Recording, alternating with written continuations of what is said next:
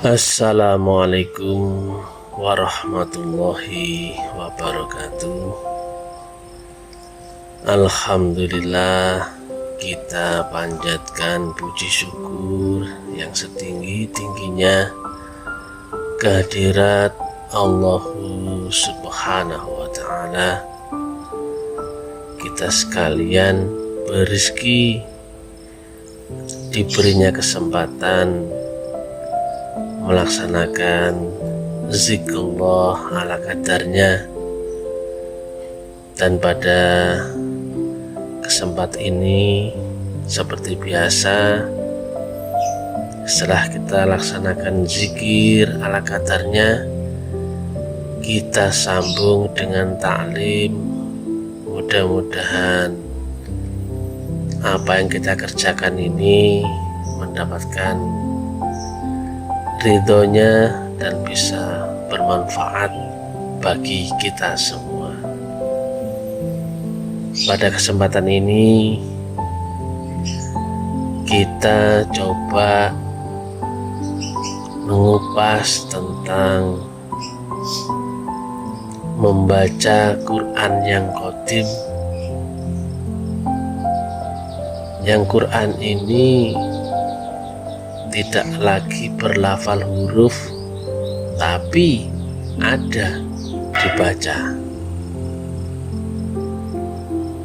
Quran yang mushaf ya seperti itu, ada 30 juz dan sebagainya, bisa dilihat, dibaca, ditafsiri, diartikan dan sebagainya. Tetapi ada dimensi Quran yang lain. Nah, sebenarnya sih sama Qurannya, tapi yang tadi itu Quran mushaf itu Quran yang ada di dimensi lahiriah, jasmaniah kita, yang bisa dibaca akal.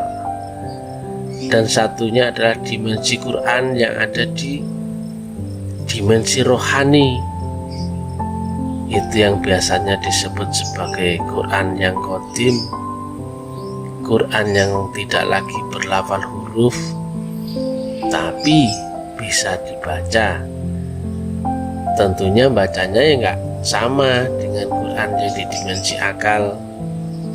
Quran yang rohani membacanya ya lewat rohani. Nah, Quran yang rohani ini disebutkan di dalam Asy-Syura 52 bahwa Quran kitab itu dan iman itu dirupakan nur. Jadi Quran itu ya sebenarnya ya berupa cahaya.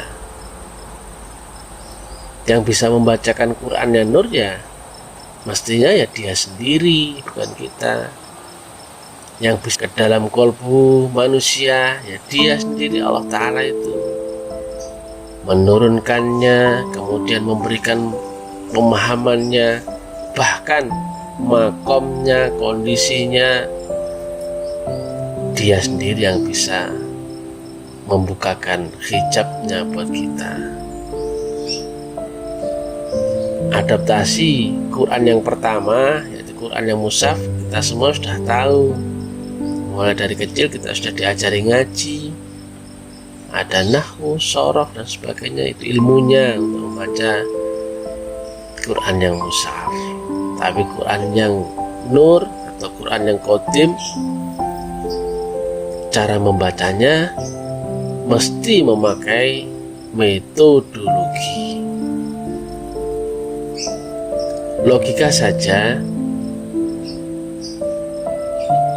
untuk membaca Quran yang mushaf semuanya bisa, asalkan mempunyai kemampuan membaca.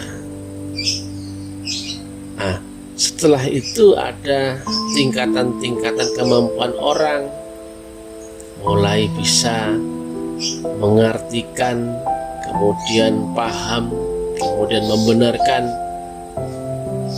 Itu masih di level akal kita, di dimensi jasmani kita.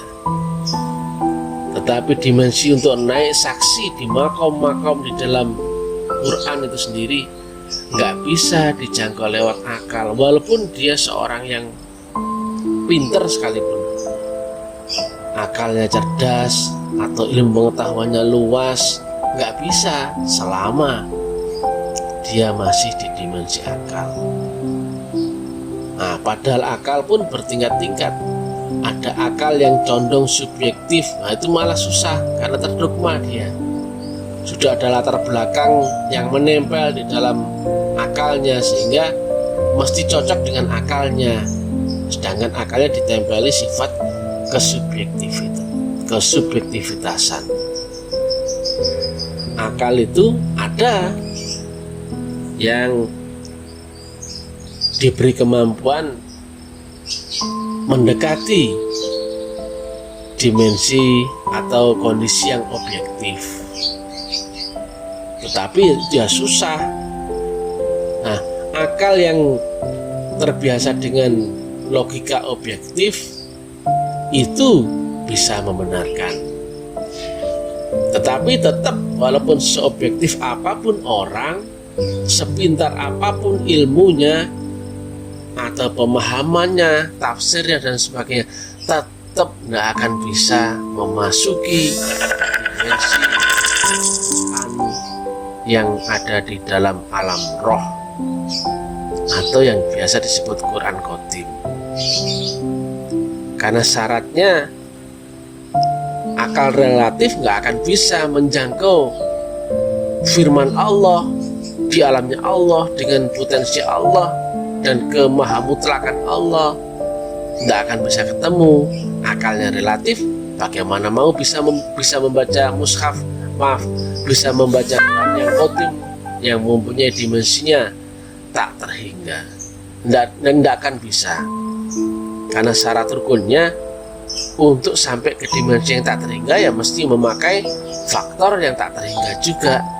Itulah akal manusia, pikiran manusia itu mesti menggandeng potensi yang tak terhingga pula supaya bisa masuk ke dimensi dimensi Quran yang qadim yang ada di alam yang tak terhingga.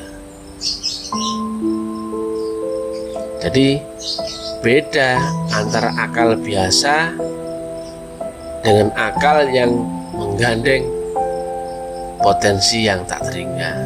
Nah, karena ini sifatnya sudah masuk ke alam dimensi rohani, bukan lagi sebatas ada di alam akal kita. Nah, sebagaimana nabi dahulu atau nabi-nabi yang lain dahulu mesti lewat penanaman nur yang ceritanya di dalam Quran, beliau Nabi dibelah dadanya, dicuci kalbunya, kemudian ditanamkan nur zikrullah. Karena Allah ridho, Allah memilih Nabi Muhammad untuk menerima nur iman dan nur kitab itu, sehingga diturunkannya lah malaikat Jibril untuk menurunkan nur zikrullah Allah untuk dimasukkan ke dalam kalbu junjungan Rasulullah Muhammad SAW. Dengan itu Quran itu akan masuk nurnya, dan yang membaca adalah nur daripada rohani kita. Nur ketemu nur, hidup dia. Maka Quran itu menjadi tidak lagi dibatasi tulisan, tidak lagi dibatasi 30 juz, tidak lagi dibatasi lafal dan huruf. Dia hidup berupa cahaya. Nah, selanjutnya cahaya itu bermanifestasi di dalam manusia. Ada gaya-gaya dimensi yang itu bertingkat-tingkat. Jadi Allah yang pertama menurunkan Quran itu berupa cahaya. Nah, kita masih nggak paham apa-apa, nggak bisa paham, tahu aja enggak, tapi cukup menerima. Dan kemudian cahaya itu ketika dicolok dia dengan metodologi zikrullah, maka potensi daripada cahaya itu akan membesar, bahkan nanti akan menguasai jasmani itu sendiri. Nah, cahaya daripada Quran itu penambahannya biasanya Allah rupakan berupa ujian atau laku dalam kehidupan kita, yang biasanya zaman dulu disebut asbabun nuzul atau sebab kejadian atau latar belakang.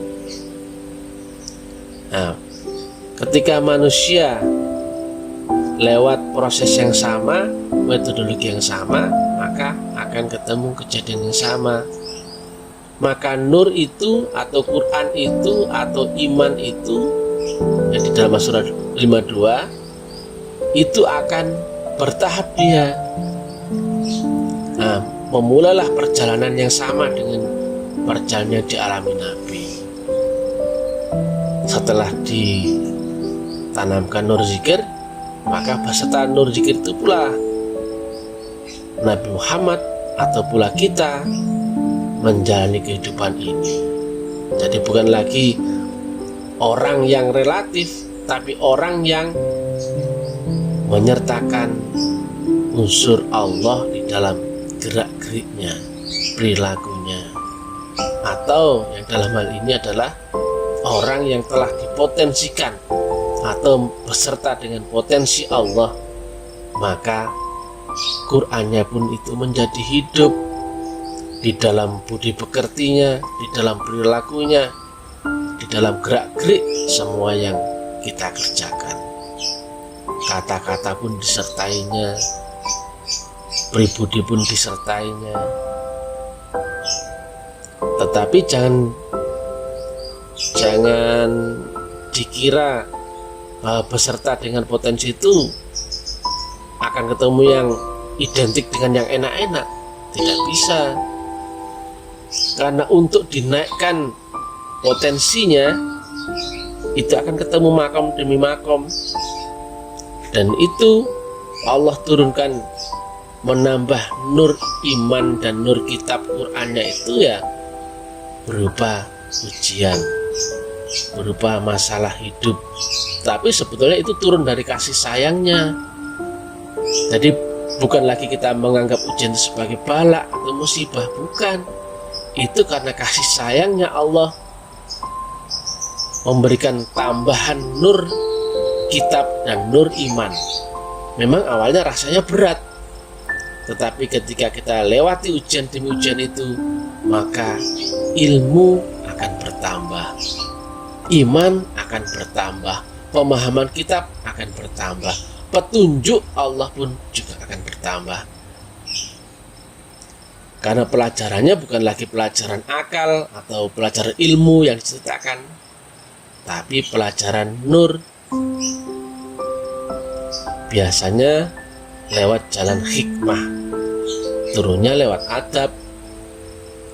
Bukan kita pintar-pintaran lagi, tapi dengan kita beradaptasi yang serendah-rendahnya di hadapan Allah, dengan tawadhu, berusaha sabar, berusaha ikhlas, berusaha sungguh-sungguh. Jadi bukan pintar-pintaran lagi,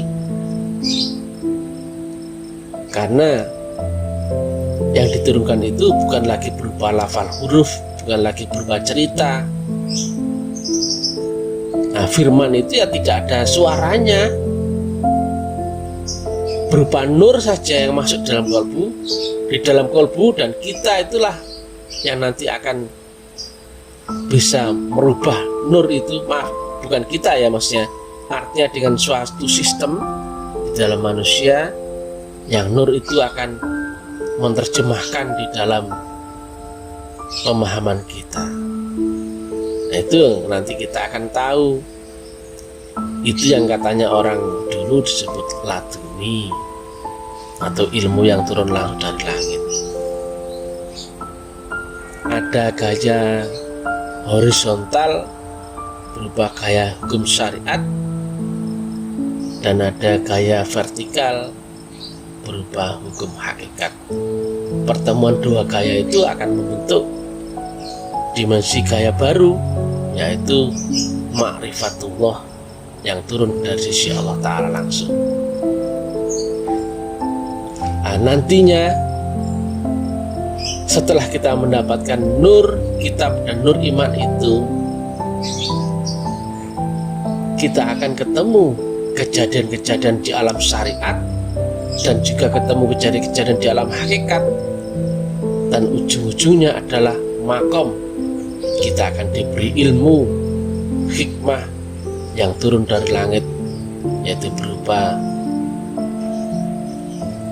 ilmu ma'rifatullah. Nah, makanya ini nggak bisa ceritakan, nggak akan bisa, karena dimensinya sudah bukan lagi di akal.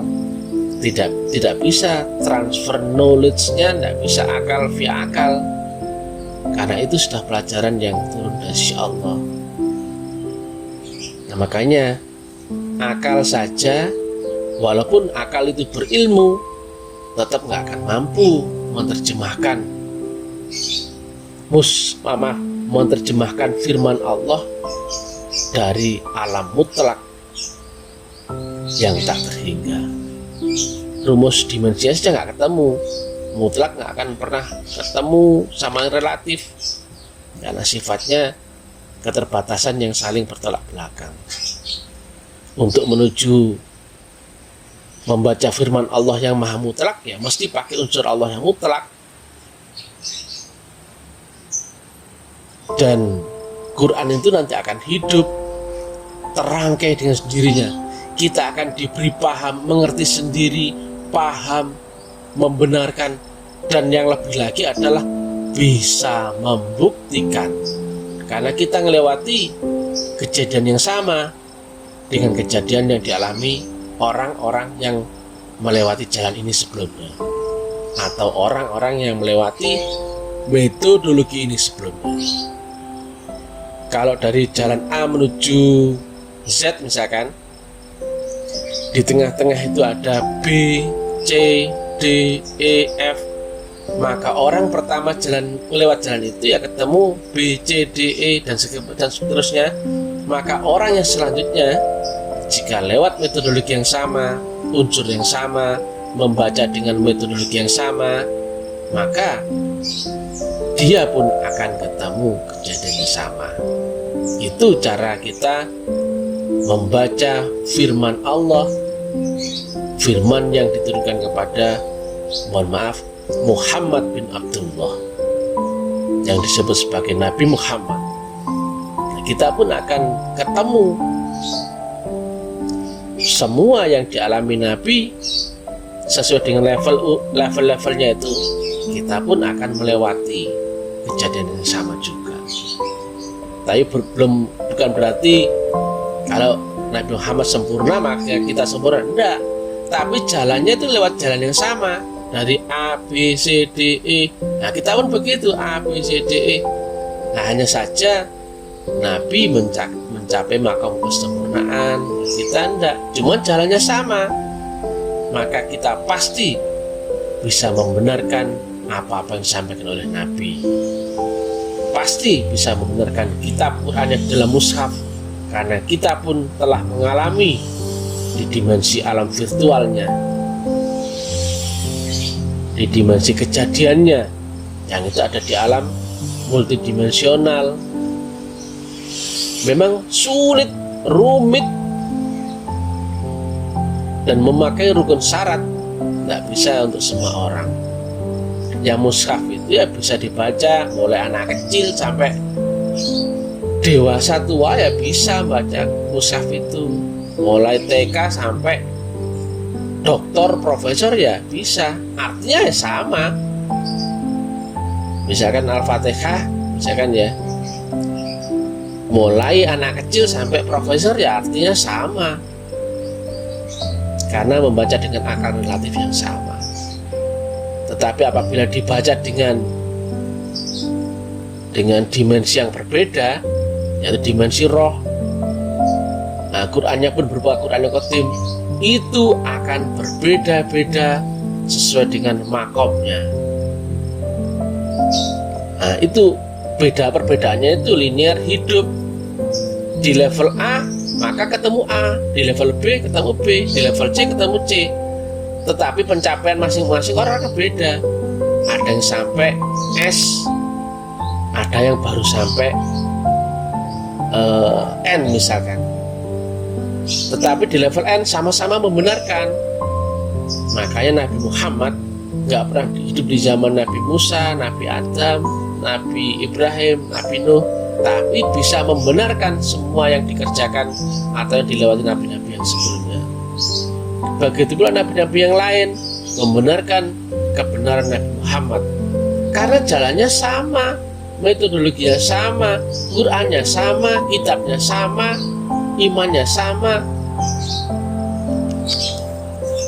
Yang membedakan adalah makomnya. Nah, karena demikian sulitnya pembahasan Quran yang qadim ini, maka di kesempatan lain akan coba kita sambung lagi. Mudah-mudahan bermanfaat. Kurang lebihnya saya mohon maaf sebesar-besarnya. Assalamualaikum warahmatullahi wabarakatuh.